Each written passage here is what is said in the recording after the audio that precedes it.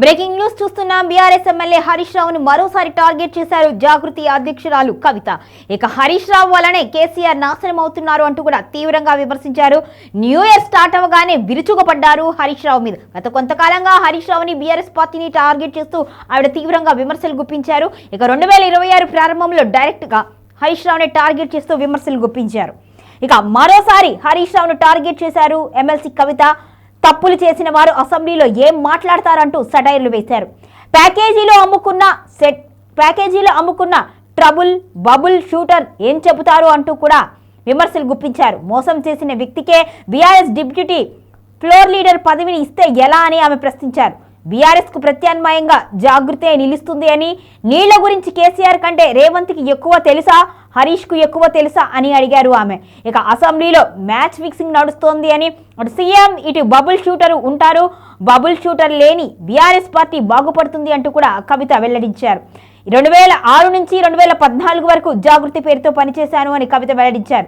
మిగతా నాయకులు కేసీఆర్ చెప్పినట్లుగా పనిచేశారు. బండి నడిపేది ఒకరు, నేను బండి నడుపుతున్నాను అని ఫీల్ అవుతున్నారు హరీష్ రావు అంటూ కూడా ఆవిడ విమర్శించారు. ఏదైనా ఉంటే స్ట్రైట్ గా మాట్లాడాలి కానీ ఇలా కాదు అంటూ కూడా వ్యాఖ్యానించారు. మొత్తానికైతే కేసీఆర్ ఎందుకు స్పందించడం లేదు అర్థం కావట్లేదు అని అన్నారు. ఇక నేను రాజీనామా చేసి 4 నెలలు అవుతుంది అని కవిత పేర్కొన్నారు. చివరిగా నాకు ఫ్లోర్లో మాట్లాడే అవకాశం ఇవ్వాలి అని చైర్మన్ కోరారు. ఈ నెల 5వ తేదీన సభలో మాట్లాడే అవకాశం ఇస్తాను అని సమాచారం ఇచ్చారు.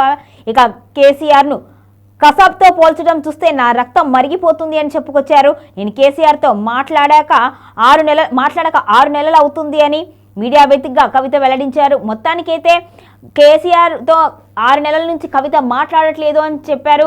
ఇక మొత్తం పార్టీ బాగుపడడానికి, నాశనం అవడానికి కారణాలు కూడా వెల్లడించారు.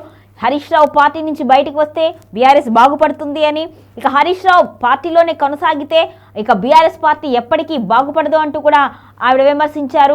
ఇక బీఆర్ఎస్ కు ప్రత్యామ్నాయం అంటే తెలంగాణ జాగృతి మాత్రమే అని తేల్చి చెప్పారు. ఆమె మనసులో మాటను కూడా వెల్లడించినట్టుగా తెలుస్తుంది. రాజకీయ విశ్లేషకులు అయితే భావిస్తున్నారు. మొత్తానికైతే హరీష్ రావును బయటికి పంపించాలి అంటున్నారు. ఇక అసెంబ్లీ సమావేశాల్లో ఖచ్చితంగా కేసీఆర్ వచ్చి ప్రజల పక్షాన్ని నిలబడి మాట్లాడాలి అన్నారు. నీళ్లకు సంబంధించి కేసీఆర్కి ఎక్కువ తెలుసా, హరీష్ రావుకి ఎక్కువ తెలుసా, అదేవిధంగా రేవంత్ రెడ్డికి ఎక్కువ తెలుసా అంటూ కూడా ఆవిడ ప్రశ్నించారు.